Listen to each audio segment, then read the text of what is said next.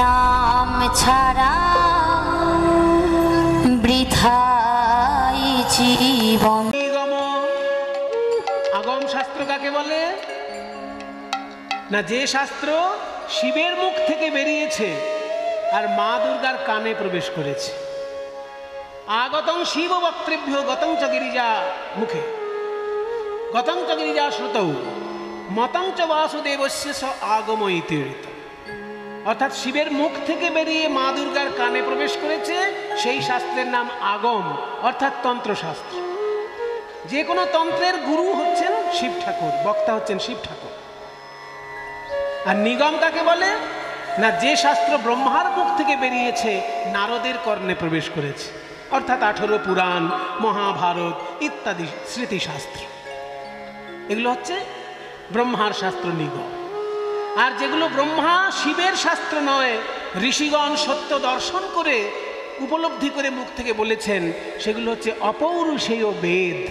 সাক্ষাৎ ঈশ্বর যখন মন্ত্ররূপে নেমে এসেছেন, তার নাম বেদ শাস্ত্র। তাহলে শিবের শাস্ত্র আগম, ব্রহ্মার শাস্ত্র নিগম, আর সাক্ষাৎ ঈশ্বর রূপে বেদ। এই 3 রকম শাস্ত্রের সার তত্ত্ব যিনি, তিনি আজকে খেলা করছেন। কিন্তু এত সুন্দর বৈষ্ণব পদ যিনি লিখেছেন, এত সুন্দর পদের লেখক চণ্ডীদাস, বিদ্যাপতি, গোবিন্দ দাস, জ্ঞানদাস নন। এত সুন্দর পদ যিনি লিখেছেন, তিনি হলেন একজন মুসলমান। আশ্চর্য আমাদের এই দেশ ভারতবর্ষ, আশ্চর্য আমাদের এই দেশ সোনার বাংলা, যেখানে হিন্দু, মুসলমান, বৌদ্ধ, খ্রিস্টান সকলে মিলেমিশে ঈশ্বরের উপাসনা করেছেন, একসঙ্গে গান বাজনা করেছেন। আর আমাদের দেশের অসুস্থ রাজনীতি বারবার মানুষের মধ্যে ভেদাভেদ তৈরি করছে। দেখুন, মুসলমান লিখেছে এত সুন্দর পদ, আজকে সে মুসলমান কই? কোটি কোটি মুসলমান জন্মগ্রহণ করছে, বৈষ্ণব পদাবলী লেখার মতো মুসলমান কই? সেই উদার হৃদয় নিয়ে কজন মুসলমান জন্মগ্রহণ করছে? যে হৃদয় নিয়ে নজরুল ইসলাম জন্মগ্রহণ করেছেন, যে হৃদয় নিয়ে এই বৈষ্ণব পদাবলীর পদকর্তা জন্ম নিয়েছে। এই পদের লেখক যিনি, তার নাম নাসির মাহমুদ। সেই জন্য তার নাম যখন আমরা বলবো, তাকে আমরা প্রণাম জানাবো। নাসির মাহমুদ করো তয়া, নাসির মাহমুদ করো তয়া।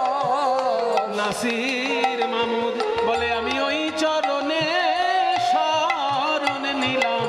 নাসির মাহমুদ, আমি ওই চরণে শরণ নিলাম, যেন চরণ ছাড়া করো না হে। ওই চরণে শরণ নিলাম, চরণ ছাড়া করো না হে। আমি ওই চরণে শরণ নিলাম, চরণ ছাড়া করো না হে। ওই নাসির মাহমুদ করো দয়া, চরণে শরণ দান রে, চরণে শরণ দান রে।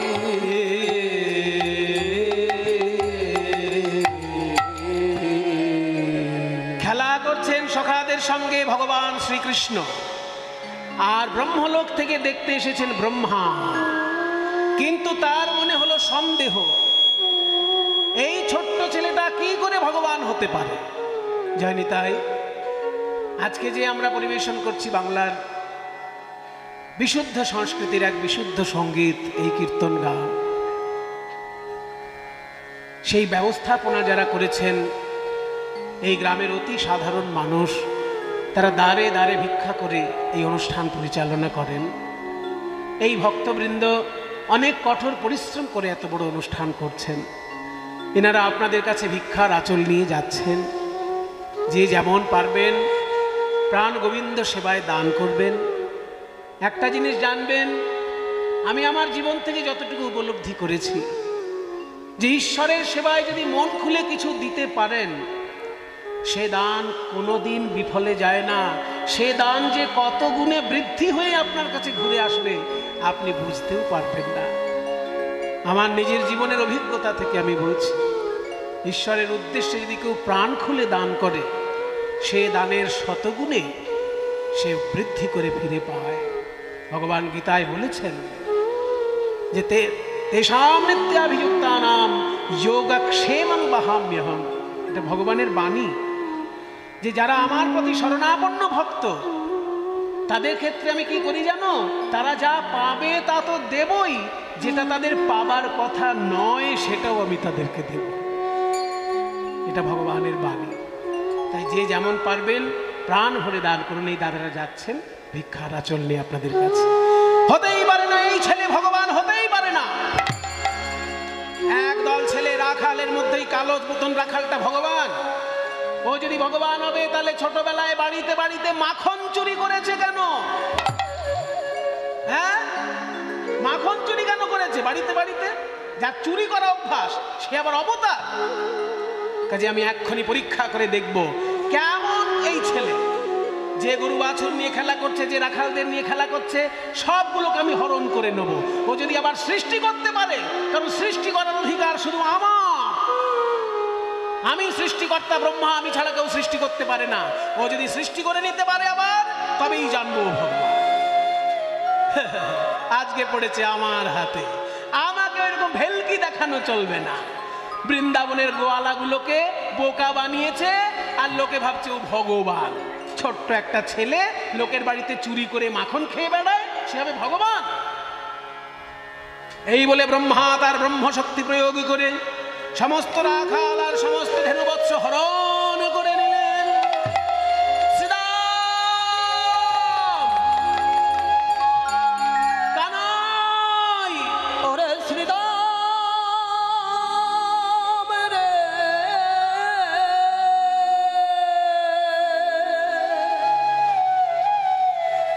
আমার শ্রীরাম তো ওইখানে দাঁড়িয়ে ছিল। কোথায় গেল, কোথায় গেল আমার শ্রীরাম? ধবলি, শ্যামলি, কাউকে তো দেখতে পাচ্ছি না। কোথায় গেল এরা? হঠাৎ করে সবকিছু হরণ করে নিয়েছে ব্রহ্মা, কি করে বুঝবেন গোবিন্দ?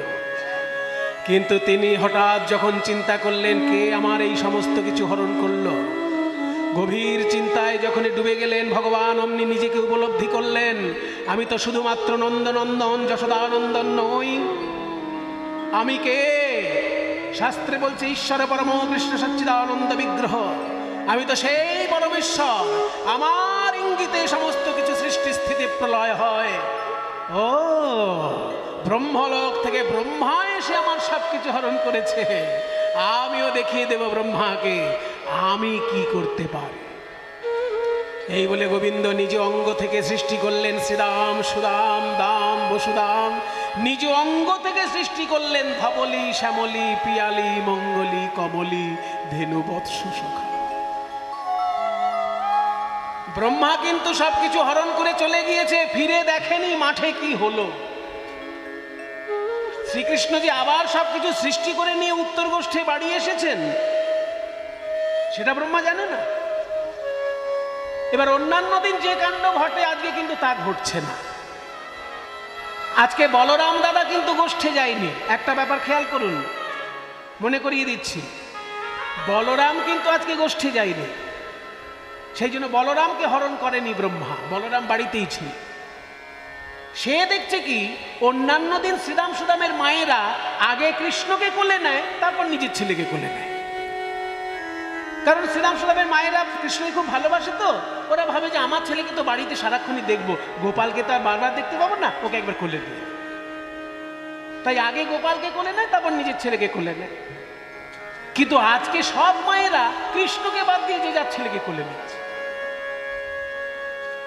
গরুগুলো পর্যন্ত অন্যান্য দিন নিজের বাছুরের দুধ খাওয়ার আগে গোপালের জন্য দুধ দোয়াতে দেয়।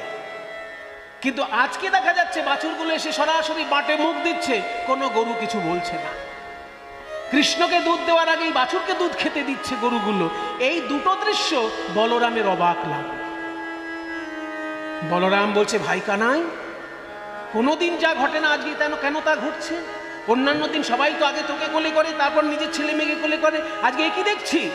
দাদা আগে থেকে কিচ্ছু বলো না, আজকে স্বয়ং ব্রহ্মা এসেছিল গোষ্ঠলীলায়, তুমি তো যাওনি। ব্রহ্মা এসে আমার ধেনু, বৎস, রাখাল সব হরণ করে নিয়েছে। কানাই, হ্যাঁ দাদা, তুমি কিছু ক্ষতি করো না ব্রহ্মার, যা করার আমি করব। এইরকম একটা বছর ধরে ভগবান নিজেই শ্রীরাম সুদাম নিজেই ধেনুবৎস হয়ে গোষ্ঠে যাচ্ছেন আর গোষ্ঠ থেকে আসছেন 1 বছর। এখানে একটা প্রশ্ন থাকছে, কিন্তু প্রশ্ন হলো, অন্যান্য লীলায় যখনই শ্রীকৃষ্ণ বিপদে পড়েছেন যোগমায়াকে স্মরণ করেছে, তাহলে আজকে কেন শ্রীকৃষ্ণ যোগমায়াকে বললেন না আমাকে গরু বাছুর বানিয়ে দাও, আমাকে শ্রীদাম সুদাম বানিয়ে দাও, আর সরাসরি নিজেই কেন শ্রীদাম সুদাম, নিজেই কেন গরু বাছুর হলেন? আরেকটি কথা, সেদিনকে কিন্তু গরুরা যায়নি মাঠে, শুধু বাছুরগুলো গেছিল। সেই জন্য গরুগুলো বাড়িতে ছিল বলে গরু হরণ করতে পারেনি, বাছুরগুলো কৃষ্ণ, গরুগুলো কৃষ্ণ নয়। এবার এখানে উত্তরটা হলো এই যে যখন শ্রীকৃষ্ণের জন্ম হয়েছিল তখন শ্রীরাম সুদামের মায়েরা ভেবেছিল ওই কৃষ্ণ যদি যশোদার ছেলে না হয়ে আমার ছেলে হতো, আমার কোলের মধ্যে ঘুমাতো আর আমি তাকে দুগ্ধ পান করাতাম। কিন্তু পরের ছেলেকে নিয়ে তো আর বারবার কোলে টেনে দুগ্ধ পান করানো যায় না, এটা একটা কেমন লাগে, লজ্জা লাগে, অসম্মান লাগে। এমনকি গরুগুলো পর্যন্ত ভেবেছিল কৃষ্ণ যদি আমার বাছুর হতো, আমার বাঁট থেকে দুধ খেত আর আমি আর গা চেটে চেটে দিতাম। এই যে গরুগুলো মনোবাসনা করেছিল আর শ্রীরাম সুদামের মায়েরা কৃষ্ণকে ছেলে রূপে কামনা করেছিল, এই সমস্ত মায়ের মনোবাসনা পূর্ণ করার জন্য আজকে শ্রীকৃষ্ণ নিজেই হয়েছে শ্রীরাম সুদাম দাম বসুদাম, আর নিজেই হয়েছে বাছুর। তাই বাছুর রূপে শ্রীকৃষ্ণই দুগ্ধ পান করছেন 1 বছর ধরে গরুগুলো।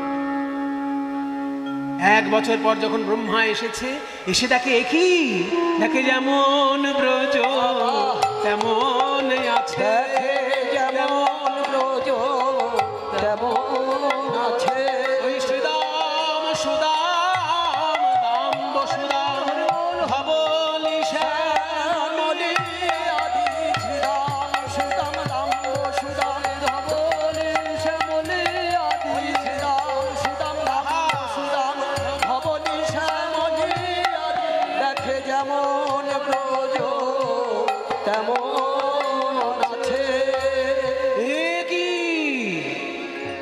আমি যে বৃন্দাবনে এসেছিলাম, ধেনু বৎস হরণ করেছিলাম, রাখাল হরণ করেছিলাম, তাদেরকে তো আমি এখনো সঙ্গে আনিনি। তবে এখানে নতুন রাখাল, নতুন বৎসকুল কেন দেখছি? কে সৃষ্টি করলো এদেরকে?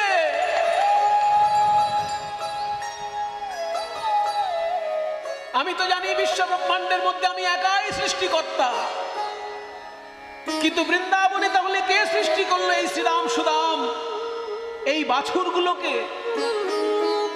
তাহলে কি আমার মারাত্মক ভুল হয়ে গেছে? হ্যাঁ হ্যাঁ হ্যাঁ, নিশ্চয়ই আমার ভুল হয়ে গেছে, আমার ভুল হয়ে গেছে। ছুটে এসে ব্রহ্মা এসে কৃষ্ণ চরণে আছাড়, হে ভগবান,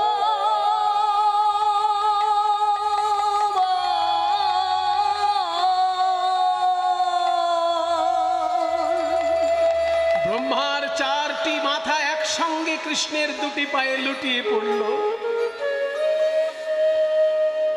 8টি নয়নের জলে শ্রীকৃষ্ণের 2টি রাঙা চরণ ভেসে যায়, আর করজোড়ে প্রার্থনা করছেন, ক্ষমা প্রার্থনা করছেন ব্রহ্মা।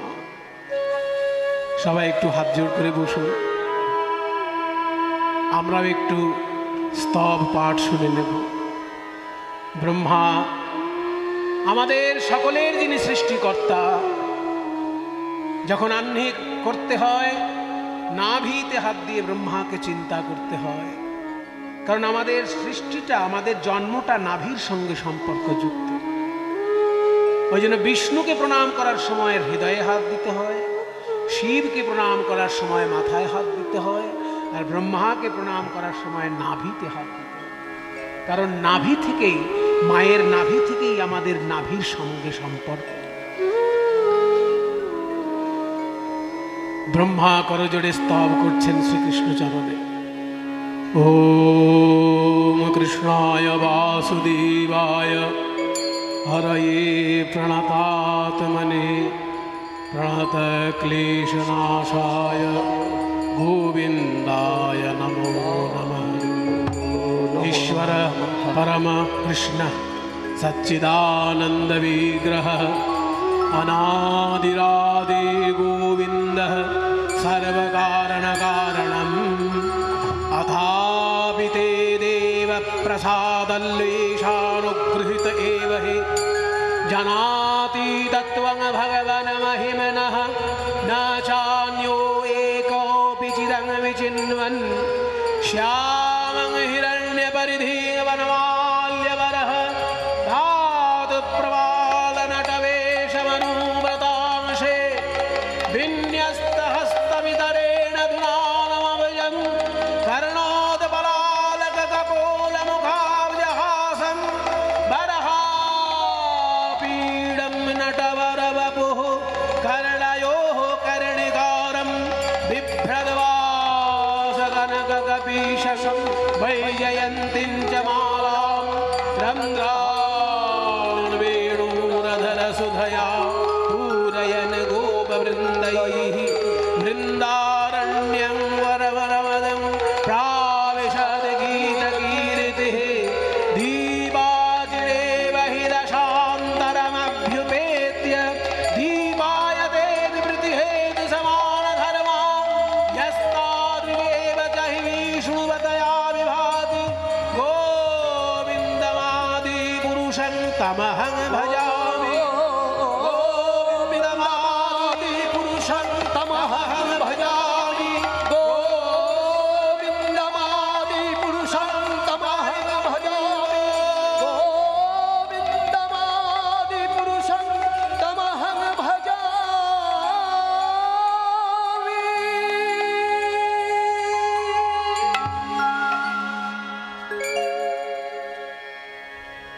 স্তব্ধ হও ব্রহ্মা।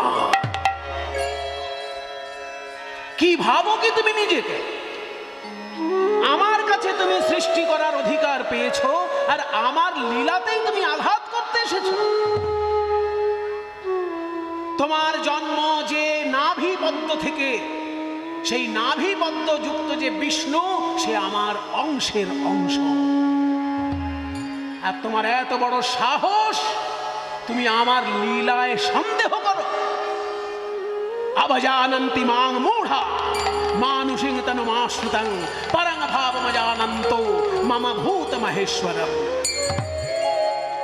আমার সত্যিকারের স্বরূপ জানতে না পেরে এই পৃথিবীর বোকা লোকগুলো, এই পৃথিবীর বোকা মানুষগুলো আমাকে নররূপে লীলা করতে দেখে আমাকে অবজ্ঞা করে।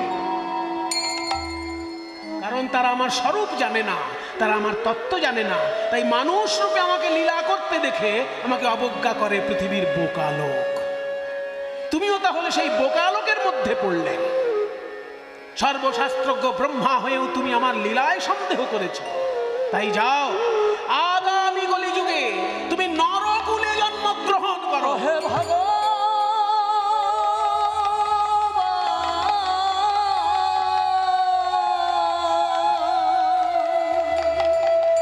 সাধারণ মানুষ যেমন আমাকে লীলায় সন্দেহ করে, তুমি সাধারণ মানুষের মধ্যে জন্মগ্রহণ করো। ব্রহ্মা কেঁদে উঠে বলে, হে গোবিন্দ, বড় অপরাধ করেছি আমি।